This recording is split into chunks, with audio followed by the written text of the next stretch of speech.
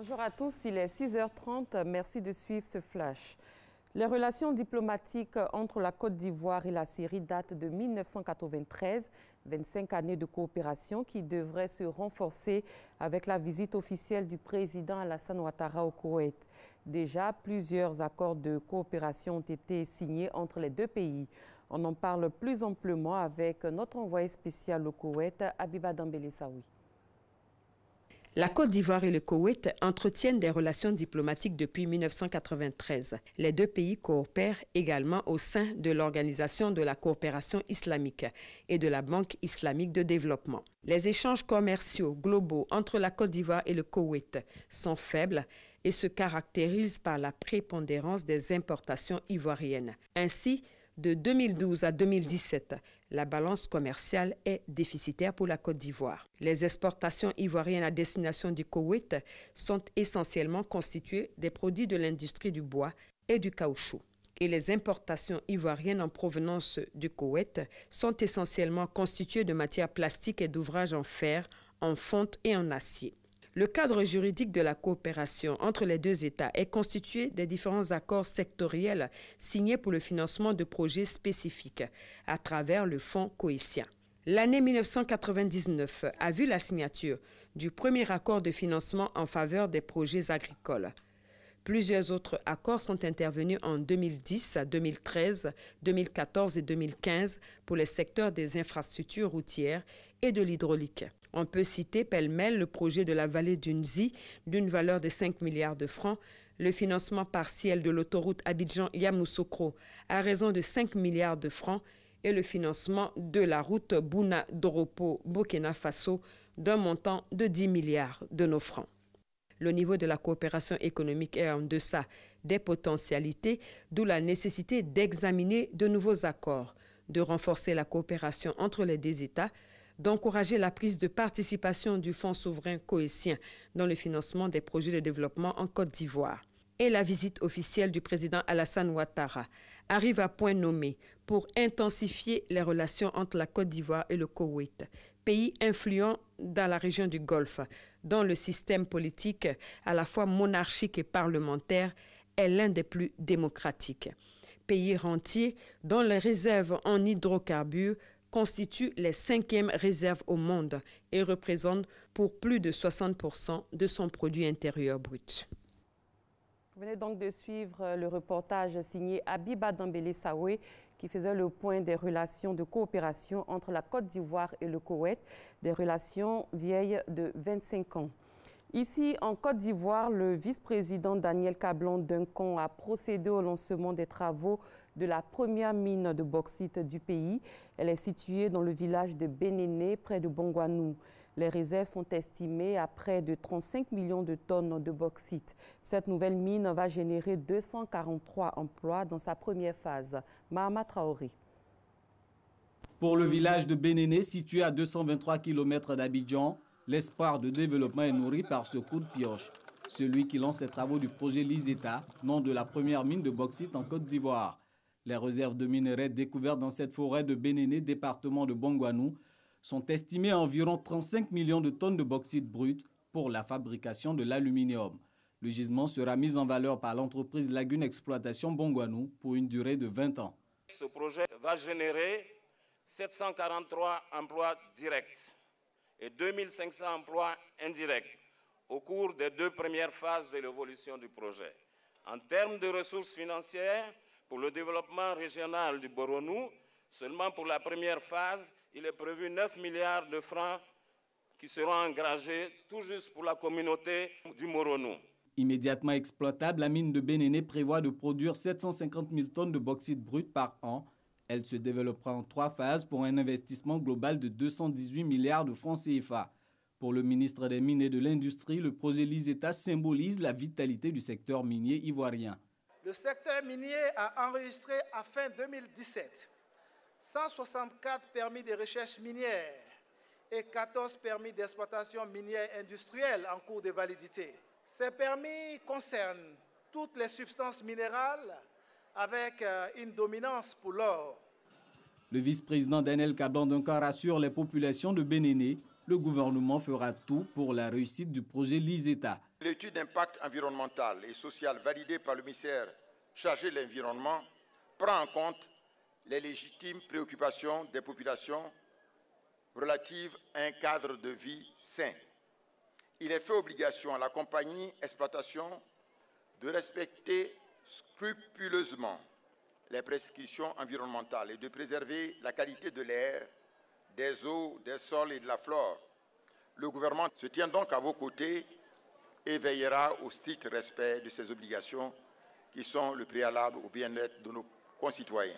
Je souhaite vivement que la mine de bauxite de Bénéné procure à ces généreuses régions du Moronou et à ces braves populations le bien-être et le bonheur espérés par toutes et par tous. La Côte d'Ivoire compte à ce jour 11 mines en exploitation, dont 6 pour l'or, 4 pour le manganèse et 1 pour le nickel. En images, le corps préfectoral a décidé de fermer aujourd'hui, durant toute la matinée, le marché de gros de Boaké. Le temps pour lui d'échanger avec les opérateurs économiques en vue de trouver une solution définitive au climat d'insécurité qui y prévaut. Le marché de gros de Boaké a été en 2 mois le théâtre de 3 braquages au cours desquels 84 millions de francs CFA ont été emportés. On met le cap sur le village de Douala, dans la sous-préfecture de Séguéla, où 7 membres d'une famille ont trouvé la mort après avoir mangé de la semoule de maïs, communément appelée kabato. Le sous-préfet de Douala est allé exprimer la compassion du gouvernement à la famille endeuillée. Quelle est la véritable cause de ces décès? Des éléments de réponse avec notre correspondant Ngana Konaté. Le drame a jeté la consternation au sein des populations du village de Nadala, dans la sous-préfecture de Douala, département de Séguéla. Une famille burkinabé a perdu 7 de ses membres. Ils sont décédés suite à une intoxication alimentaire. Bakayoko Massé est le tuteur de la famille qui a vécu le drame. Le jour où le drame s'est passé, le petit frère même qui est tombé le premier est venu me voir et m'a salué. Maintenant, quand moi je suis parti à la maison, avec le collègue qu'il était, est venu me voir à la maison. Il dit, il faut aller chez tes étrangers. Vraiment, ça va pas, c'est le jeune frère. Je suis parti, il saigne, pardon, il crache, le crachat blanc et puis il fait des vomissements. Bon, on l'a pris maintenant pour aller à l'hôpital à Douala. Maintenant, il est parti prendre ma moto pour le suivre. Et ce jeune frère allait me voir encore pour dire que sa fille est tombée. Je suis venu encore, c'est les mêmes choses qui se répètent. Donc, je vais prendre ma moto encore, les femmes, ainsi de suite. Et tous sont passés par Douala. Et de Douala maintenant, le docteur a dit de bon, les avoir à Séguéla. C'est de Séguéla maintenant où tous ces morts-là se sont produits. Jean-Ferdinand Dofou, sous-préfet de Douala, venu apporter la compassion et le réconfort du gouvernement, a expliqué la cause de l'intoxication alimentaire. C'est ici qu'habitait la famille Savadogo. Par inadvertance, ils ont utilisé les produits phytosanitaires et l'utilisation étant mal faite, ça s'est retrouvé dans les plats qu'ils ont consommés. Malheureusement, toute la famille est partie. Les cas d'intoxication alimentaire sont fréquents à l'intérieur du pays. Le sous-préfet de Douala, une équipe sanitaire ont sensibilisé la communauté villageoise à l'utilisation correcte des produits phytosanitaires. Dans un autre registre, le Festival des musiques urbaines d'Anoumambo, FEMUA, 11e édition, démarre aujourd'hui à l'Institut national de la jeunesse et des sports, l'INJS. Le commissaire du festival, Assalfo, était le dimanche dernier sur le site à Marcory. Objectif, voir les installations et prendre les dispositions sécuritaires afin que la manifestation se passe dans les bonnes conditions. Issa Chonoyeo. Marcory, Institut national de la jeunesse et des sports, INJS. C'est ici qu'aura lieu cette année la 11e édition du FEMUA, Festival des musiques urbaines d'Anoumambo. L'ancien site, le village Anoumambo étant en travaux. À 24 heures de l'événement, les techniciens sont à la tâche. Actuellement, ils sont de monter un pont d'écran, un pont de 8 mètres, juste pour accrocher les écrans. C'est depuis le jeudi que nous sommes là pour les travaux. Bon, puis quant à le mardi soir, on doit finir tout. Le commissaire du FEMUA, Assalfo, accompagné par Manaja, est sur le site pour voir l'avancée des travaux. C'est un grand podium de 18 mètres sur 12 qui permet aux artistes d'être aussi à l'aise sur scène. Et comme on veut donner un spectacle grandeur nature, c'est du live, c'est des jeux de lumière, c'est vraiment un événement qui doit être bien représenté en son et en lumière. Il fallait donner un bel espace. Sur le plan de la sécurité, rien n'est négligé. Par rapport à Numambo, on a plus de facilité pour sécuriser parce qu'on a une grande entrée, les artères ne sont pas difficiles à contrôler.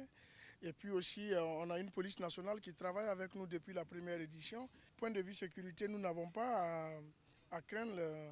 Le FEMUA 11, qui a pour thème Jeunesse africaine et immigration clandestine, sera animé par 15 artistes nationaux et internationaux. La ville de Korogo va abriter en même temps les festivités de cette grande messe de la musique africaine. Les magiciens profiteront de cette 11e édition pour rendre hommage à Lukwa Kanza, qui fêtera ses 60 ans. Le FEMUA est prévu du 17 au 22 avril prochain.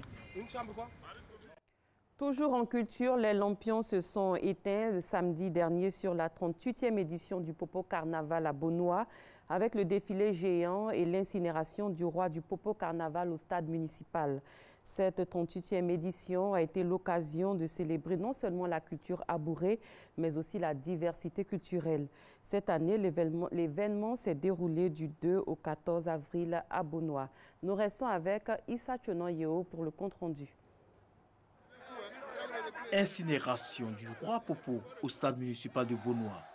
Symbole de la fin de la 38e édition du Popo Carnaval 2018 dans la cité de l'Anana. Une édition qui aura tenu toutes ses promesses.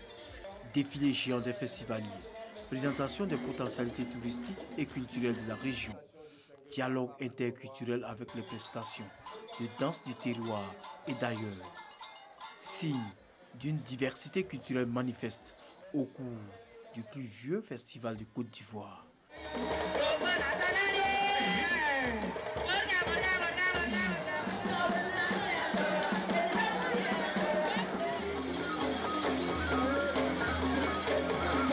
C'est un événement très intéressant. La tradition me plaît beaucoup, comme la Bisa à Bassam. Alors je ne rate pas chaque fois d'assister ici. Le Popo Carnaval, c'est aussi et surtout le déguisement des festivaliers. C'est une seule fois dans une année, donc on en profite. Voilà, dans une fois dans l'année, comme tu l'as dit, on en profite et on s'amuse. Le mercure monte d'un cran avec l'arrivée du comédien Paul Michel au Popo Carnaval, ambassadeur de cette 38e édition. Le Popo Carnaval, c'est une affaire de la Côte d'Ivoire. On doit se l'approprier. Ce carnaval se veut international. Donc il n'y a que nous pour vendre ce carnaval. Le Popo Carnaval mobilise plus d'1 millier de festivaliers. Un engouement populaire salué par les autorités. Le festival de Bonoa est ancré dans le calendrier des arts et cultures de notre pays. Tout le monde attend le Popo. Tout le monde s'organise en fonction du Popo et il n'y a qu'à lever la tête et en voyant ce flot humain, nous ne pouvons que dire merci et bravo aux initiateurs. Fini la 38e édition du Popo Carnaval. Les organisateurs pensent déjà à la 39e édition avec des innovations à l'ouverture et des partenariats avec d'autres festivals. À l'étranger, le journaliste angolais et défenseur des droits de l'homme Rafael Marques de Moret a annoncé hier qu'il serait jugé la semaine prochaine à huis clos pour un article de 2016 concernant le procureur général de l'époque. Rafael Marques avait mis en cause le magistrat João Maria de Souza dans une transaction immobilière au relent de corruption, ce qui lui vaut d'être jugé pour outrage. Le nombre de migrants détenus par les autorités libyennes a enregistré une nette baisse sur un an, passant de plus de 27 000 en mai 2017 à 5 200 actuellement, selon le chef du département de lutte contre l'immigration clandestine. Un fait qui a permis la fermeture d'une vingtaine de centres de détention depuis mai 2017. Le pays ne compte plus que 32 centres de détention contre 53 en mai 2017. Cette baisse s'explique par l'accélération du rythme de rapatriement des migrants mené notamment par l'Organisation internationale pour les migrations. C'est la fin de ce 6h30. Merci de l'avoir suivi. Très bon début de journée à tous et à